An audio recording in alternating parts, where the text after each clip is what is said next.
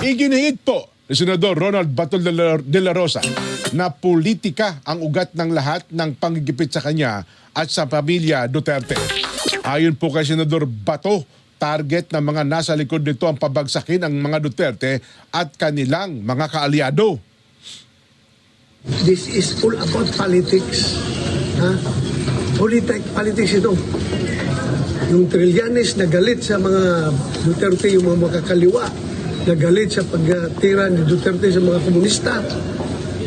At yung Sakim na Martin Romualdez na gusto maging presidente ng Pilipinas, sila ang nag-coordinate itong lahat. Kasi kung hindi ito politics, bakit hindi ako kasuhan dito sa local courts? Ha?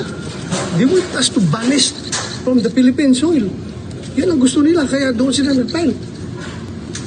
Dito, kung gusto niyo accountability, filean mo ako dito. Ang kaso sa Pilipinas. Nandiyan ang mga Philippine courts natin. Pero kahit isang murder, walang pinail sa akin. Kasi alam nila wala akong pinatay na tao at wala akong inutusan na patayin ninyo yan.